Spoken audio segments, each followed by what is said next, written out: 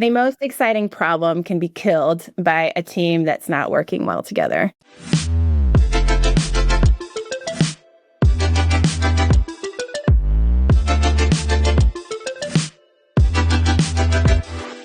Welcome to the Technical Difficulties Podcast. I'm Liz Gerber and a design professor at Northwestern. And I'm Lauren Lynn, and I'm a student who has also worked in the design industry. Each week, we speak with women leaders in design and technology. Welcome back to the Technical Difficulties Podcast, where we celebrate the careers of amazing female designers and technologists. We are so excited to welcome Dr. Mira Dontcheva. She's a one-of-a-kind leader in human-computer interaction, creativity, video creation, audio creation, image creation, and artificial intelligence. As a senior principal scientist at Adobe, she and her team build new tools that help make video and audio creation easier, more fun, and more accessible to a wider audience. Mira not only builds things, she also writes things. She has written and edited No Code Required, giving user tools to transform the web. We can't wait to hear from Mira. Mira, thank you so much for joining us today. Thanks so much for having me, Liz. It's so exciting to be part of this podcast. Thank you. So we're going to start with a few quick warm-up questions. And the first one is your favorite way to start your morning.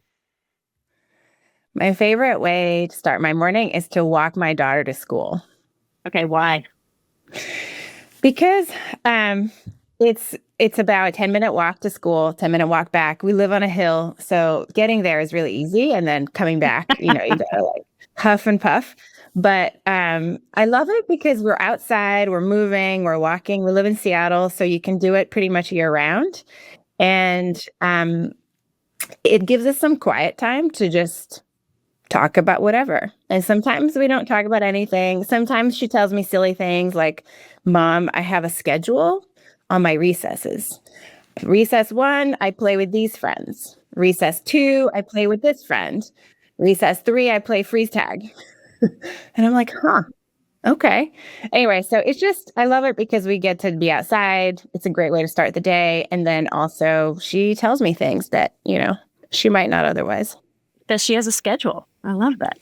I know. Okay. Next question. Your favorite creativity tool? Oof. Gosh, I think I would have to show you my notebook, paper and pencil. I think, you can, I don't even want to show you my notebook, but I don't really draw on the lines, it's all over the place. It's sideways, you can, it's it. Paper and pencil. Paper and pencil, even though you make all these sophisticated tools. Well, sorry, whiteboard. I love the whiteboard too. So I need more space. The notebook's not big enough. So yeah, I know, right? Even though we make these great digital tools, I love physicality. So in fact, that's one of the things I'm always thinking about is how do I not use the computer? Partly it's because I use the computer all day. And so I don't want to use the computer for everything. But yeah, we make great digital tools and they're still not as great as physical tools. And so that's part of the challenge is how do we make that digital experience as compelling, as effective as paper and pencil? I love it. So you've used these tools throughout the day and now you need to end the day. So what's your favorite way to end the day? It's the same. I write to journal.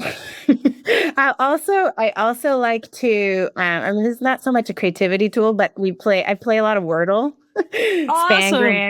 Spangram. Word games, little small things to just kind of unwind. Yeah. Awesome. So you do those right before the end of the day. What's your best game? What do you think you're best at? Wordle I'm pretty good at. I can usually get it in 3 or 4 tries. Three. I have a good strategy. Connections and Spangram, those ones I'm not as good at. I feel like my common knowledge of the world, I feel like connections, if you know a lot of stuff about music or movies, pop culture, you're better at it. I am not very good at pop culture. I'm not a great trivia partner for things like pop culture. I would be good for math, physics, maybe art. Although again, I'm not great with names, such and such artist good guess. I know the big names, but none of them modern. I'm not as like caught up on all the people. Are you familiar with Taylor Swift? Come on. Yes. Okay, moving on. And wait, are you willing to share, because this might be the most valuable part of the podcast, your strategy on Wordle? My strategy for what? For Wordle. Oh, yes. Or is it top secret? It's not top secret. I'm happy to let all of your listeners feel good about their Wordle strategy. So my first guess is always the same. I start always with trail because I want to be outside hiking. And so I feel like it is a representation of me to start my Wordle experience with the word trail. Oh, I love that. So it's not just about the frequency of the letters. It's also about how you want to feel and your ideal self. Yes. Beautiful. Yes. So it's a good word because it has A and I, Sure. It has some common consonants. Anyway, so that's the first one. From there, I try to use as many vowels as possible next. So an E, if I can use an E or an O, that's good. So that's my general strategy. And unlike the Wordle bot, which is trying to maximize winning quickly by like guessing a word that is definitely not the word, but is going to maximize the information gain, what I do is always try to guess the winning word. So if there are letters in there that it's told me, oh, you have to use this letter, but it's in the wrong place, I'll always use it, even though a better strategy might be to pick a word that doesn't include that letter, because then you learn more about other letters. Okay, so I think we can translate this into your philosophy about life. How does this inform your philosophy about life? I think that's what you're talking about. I think this is not just a Wordle strategy. This is like, what do you really maximize in life? You were talking about kind of whether you should maximize for efficiency, or in some ways, I think the contract was like maximize for learning and joy. That's what I heard you saying. You start with a word that's really about setting the tone. I'll let you speak.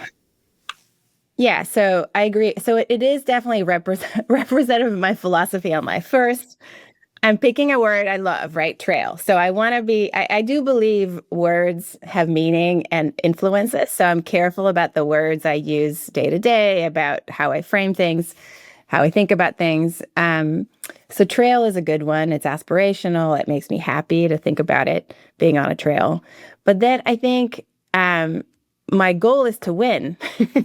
and so I want every guess to have a chance of winning, right? Yes. But I also want to like maximize my chance. So I'm, using vowels to do that. So I would say, okay. So I would say, yeah, I think that's the strategy, right? Because when you follow what the Wordle bot does is you're giving up winning to gain information. Correct. And sometimes you win by chance.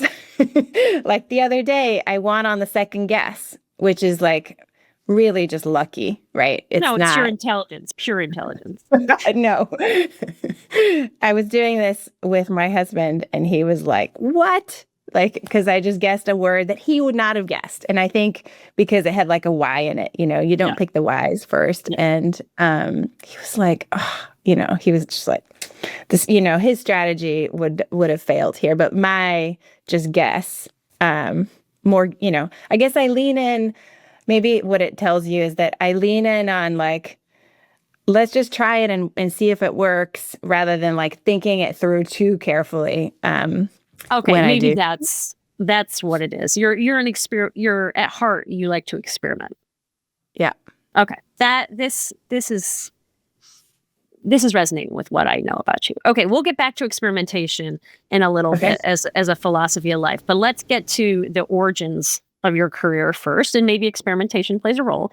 But the first question we want to know is, how did you get started in technology and design? Was there a I'm a designer moment, or I should be in tech moment, or was it more in retrospect? Tell us more about your story. Yeah. I actually don't think there was a moment. I think it's just part of who I am. Like, it's just part of my identity.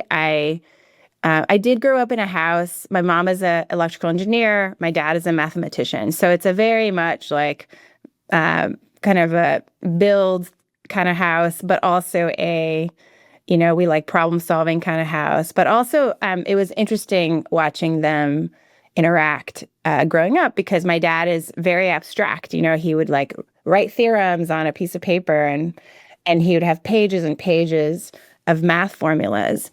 While my mom was building electronics for cars. And so they are kind of similar in some ways, but also very, very different. My dad is an academic, wrote papers. My mom, again, worked in industry, had to deliver products, work with customers, work with teams all over the world, right? Very different kind of day-to-day lives. Yeah. But so that's the house I grew up in. And, I loved Legos from very early on. Like in a teenager, I was like doing embroidery because I really liked embroidery. In high school, loved photography. Spent a ton of time in the darkroom. So like the combination of engineering, science, and art was always in my life.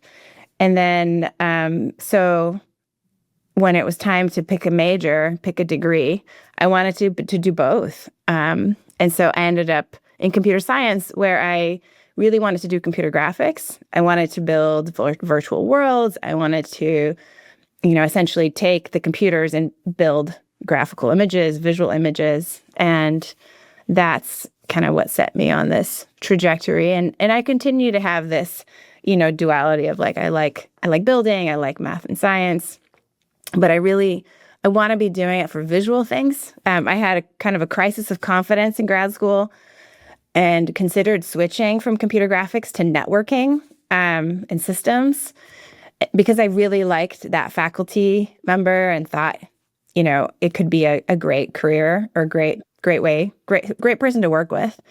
But then I thought about the problems and the work I would do, and I was just like, I really like interaction. I really like visuals. That's where I need to be. So that's been kind of the through and through. Always. But it sounds like people have played a pretty important role for you as well. Yes. Oh, absolutely. Like, I think I always say that I can get excited about any problem given the right mix of people. I mean, even networking, even like figuring out how fast your network is. And we can build visualizations of that. We can make that visual. but like the most exciting problem can be killed by a team that's not working well together.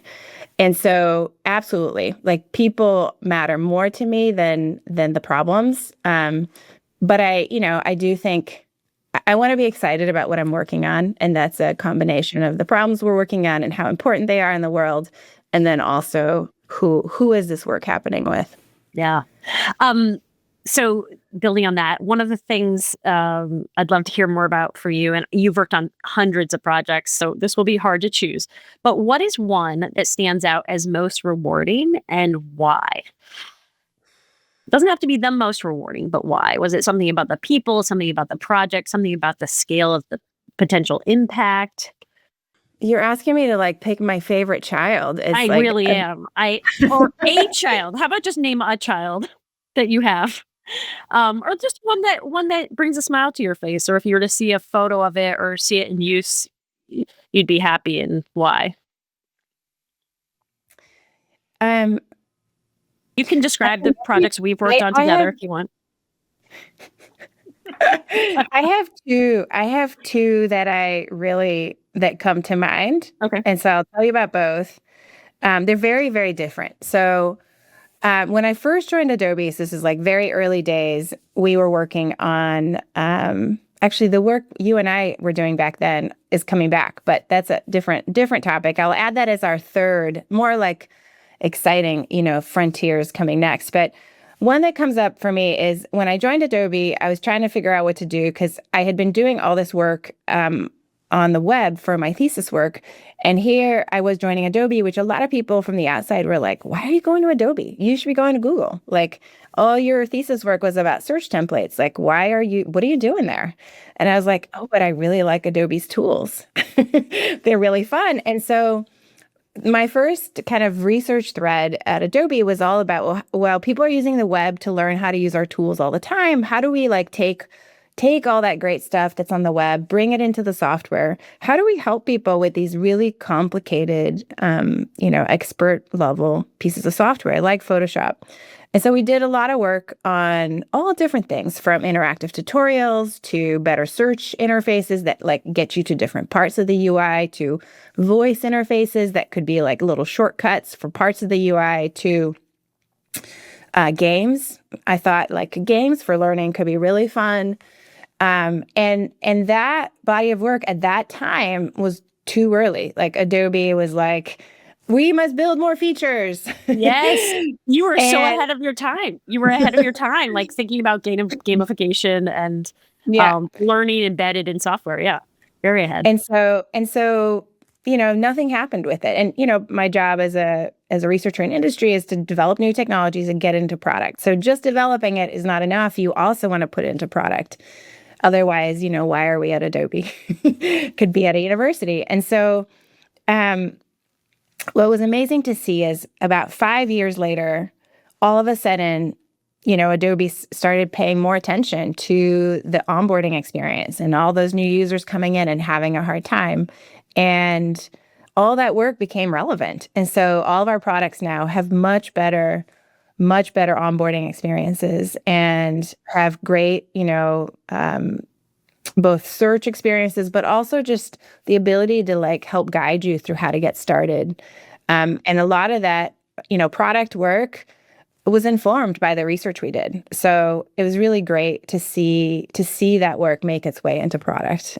So that was a really good, for me, like a good feeling, like, oh, I worked on a problem that mattered. And, I did it early enough that we could do the research, have time to do it, and then it could inform what the products could do.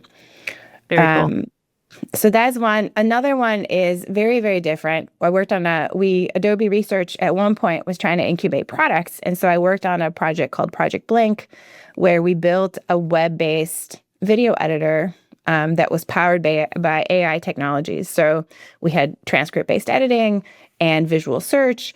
And the idea was, well, how do we make video editing really easy for everyone? We knew there were a lot of people who are just super intimidated by editing interfaces today. And that's because the timeline we know and love it's scary. It's scary for people. And so we said, well, what if we didn't have a timeline? What if it was just text-based editing?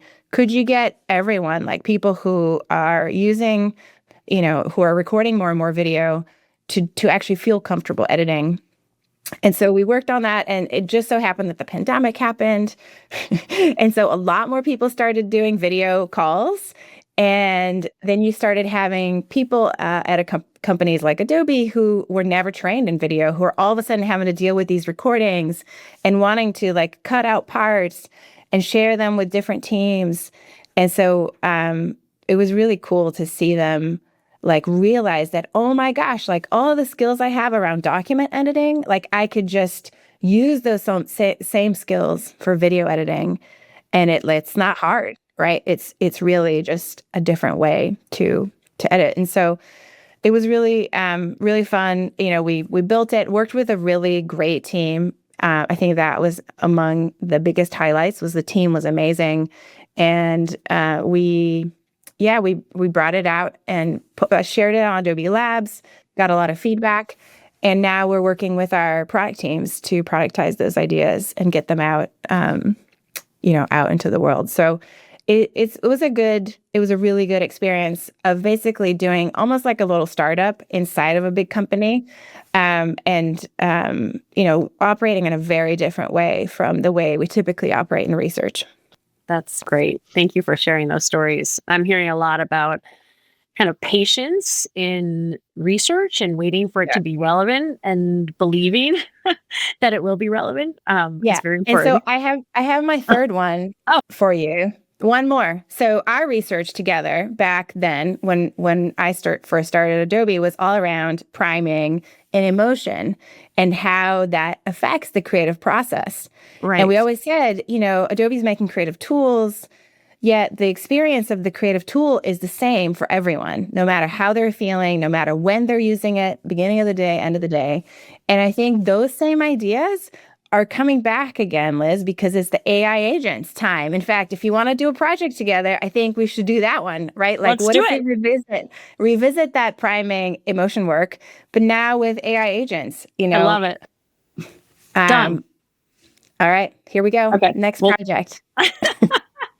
On a podcast developed. Okay, but keeping in mind our audience, I'm going to transition onto you've done so many successful projects, but obviously not everything has probably gone perfectly. As you Yes. have already alluded to, there may be a 5-year delay until something was implemented. Yes. Just so to give our audience a sense that everything doesn't go perfectly, are you willing to share maybe a surprising moment in your journey that people wouldn't expect of a, very successful technologist and designer like you? Was there something that was defining that maybe was hard in the moment, but you look back on as a learning experience that you're willing to share? I don't have a very specific example for you, but I will give you kind of more of a broad theme that I feel like has come up more and more now that I lead a team, but also as we do bigger projects, I have found that actually people problems are much harder to solve than technical problems or design problems. And that's a bit of a shock, honestly. And I don't know if it's because I grew up in a math and science house where, we were always building things and solving the formula, right? Building the car. But like I always was like, oh, the hard thing. And again, in grad school, right? You're solving a technical problem. Here's this hard, unanswered problem that we're going to go off and solve. And what I've learned having to work with many different people and different combinations of things is that actually getting people to work together well is really way harder than solving the problem. And that's, motivating people to like do things that are good for them also really hard sometimes. So I'm sure you run into this as at the university quite a lot, but really I find I spend way more time trying to figure out how to like deal with this challenging people situation rather than I ever expected. A computer programmer at Google once said to me, I'll never forget it, quite cynically, he said, "People are my least favorite kinds of bugs." And I thought, wow, okay, people as bugs as in a computer programming Right. bug. Right. They stymied him the most, right? Yeah. So I guess for all of the listeners, especially those students who are working in project teams together, that probably resonates a lot, right? Like if you have an amazing team, it's so much fun to work together. You get so far. But then sometimes that doesn't work for whatever reason. And I just think you gotta like just do your best. Do your best with the situation, and figure out. I will tell you, I'm reading this book right now called Super Communicators. That's kind of interesting. I don't know if you've read it. No, yeah, and I've heard this guy speak. Yeah. Yep. Yeah, so it's all about people who are really easy to talk to and everybody really connects with. And I've experienced this, I feel like when you and I met, we clicked right away. And so I always thought it was when you meet somebody and you click, it's not one or the other person. I always thought it was like more of I'm super aligned with certain people. And so once we meet, we just hit it off.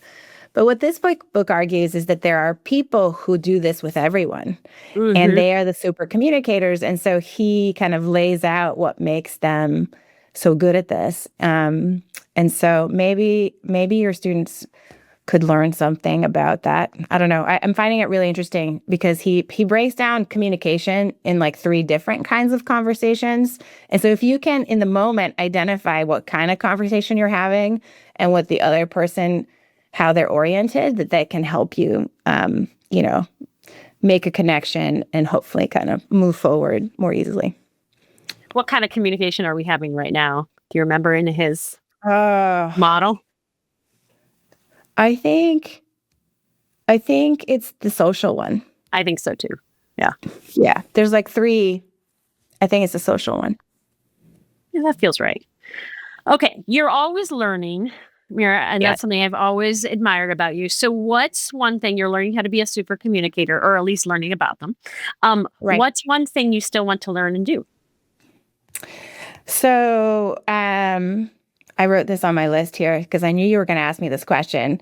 I'm learning, I guess learning a lot about storytelling broadly, which is a new theme in my lab, which is how do we create stories? We're focused on video stories, but I would say I'm interested in storytelling more broadly. Just, how do people tell stories? Because that's what we do all day in some sense. We tell stories, and storytelling is such a kind of key part of who we are as humans. But so beyond that, it's more of like a personal and professional interest. I want to learn to play guitar. It's something that I used to do. I used to take lessons way in high school, but right now my family is becoming very musical. My husband has acquired a new drum kit, so there's a lot of drumming going on in my house. My son is also in the band. My daughter is singing. So I think there's a desire for a family band, and I think I want my job to be the guitar player. So that requires, relearning really guitar, because they don't want me to sing. I'm not allowed to sing, so it's going to have to be an instrumental. I want a melodic role, so it has to be, I think, guitar. Okay, so I've got a friend who's both a computer scientist who does research in machine learning and a musician. And he's terrified that musicians are not going to be needed anymore.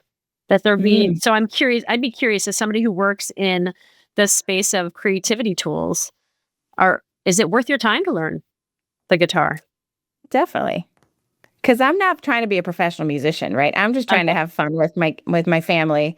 Okay. But I would say, I think my personal take is that yes, you are going to have these AI generated music. You're going to have AI generated music for sure. But I think what hopefully that means is that we'll have better content, like the everyday content that we all look at and listen to will be just better because there'll be more diversity in the kinds of music that people put in. Because right now, it's not like I'm hiring a professional musician to create me a background track for my, conference video. No, I'm pulling something off stock, and the sounds the same, whether it's yours or mine or your colleagues, they all sound the same. So it'd be nice if there's some diversity. I still can't imagine us not having professional musicians who create amazing music. I think the AI models are far from that. So I'm not worried, but I'm not a professional musician. So maybe it's a little bit naive. But I will also tell you, in fact, this morning was chatting with some of our creatives who are using our AI tools, and they still feel like there's a lot of work to do there. Tools are opening up some great new possibilities, but I think it's going to be part of existing workflows, right? I think creatives' jobs may change a bit in that they'll have new tools that they use as part of the work they do. But I think we're still far from a place where we're just not going to have any creative professionals. Yeah. I'm teaching a class on designing with AI, which has been so much fun to work with the students and understand what their perception is. And I agree with you. Okay, so we got to wrap up. I want to be sensitive to your time. So the last question I'm going to end with is, what unexpected or expected advice do you have for those entering your field? What kind of advice would you give? So I have two pieces of advice. The first one is probably more for your more technical students, but because I would expect your design students to already be thinking about this, but always focus on the customer. Like, remember the customer, think about their pain points. What are their needs? I know there's like a lot of shiny, amazing tech out right now. But what problem is it solving, right? How are people going to use it? How are they going to actually use it in the thing they're trying to accomplish? So that's like number one, focus on the user, always be thinking about them. And then the second one is something that someone told me a number of years ago, which was get comfortable being uncomfortable. And it was something that was really unintuitive to me. But what this executive said to me is, look, the more senior you become in your career, the less clear decisions become. You no longer know what the right path is. And so you'll often come across situations where you have to make the decision, but it's not clear. And you don't have time to get more data, or maybe more data is not going to help. And so you just have to make a decision, and it's going to feel really uncomfortable. And that's just life. Like, you're just going to experience that like a lot more as a senior person. And so I think that's something that's been definitely the case for me, is there's more and more of these decisions that I'm like, I don't know, like, what should I do? And so one of my former managers, one way to alleviate the what to do is to think about every decision is this a one-way door or a two-way door? Like, once I walk through this door, how hard is it going to be to come back? We talk about hiring decisions, for example, as one-way doors. Like, you can, once you hire somebody, you're committing, a lot of time. Two-way doors are more like, well, should I use this library or this library? Well, can use this library. If it doesn't work, we can switch, right? The cost is not as big. So yeah, that would be my advice. So you are somebody that is a curator of amazing podcasts, and I always look to you for great advice. Are there any final recommendations for online courses or workshops or books or podcasts that you feel like are particularly good for folks starting out in the field? I would say I have some favorite podcasts. No Stupid Questions is a really good one, because it's just like a mix of everyday things, as well as just some human psychology, which is great. And then Hard Fork has been a really recent favorite for me, because I find it very hard to keep up with everything that's going on in the tech world right now. And they do a really good job of giving me a sense for what's happening, but diving deep enough that I have some information. Awesome. Thank you so much, Mira. Thank you for sharing your time and your stories with us. And thank you to the audience for listening to Technical Difficulties. The podcast was produced by the Center for Human-Computer Interaction and Design and the McCormick School of Engineering at Northwestern University. Thank you. Bye-bye. Thank you so much. That was Mira Dontcheva. And you can find out more about her in the show notes. You can learn more about the show by going to technicaldifficultiespodcast.com. Drop us a note at technicaldifficultiesteam@gmail.com, or leave us a review on your favorite podcast app.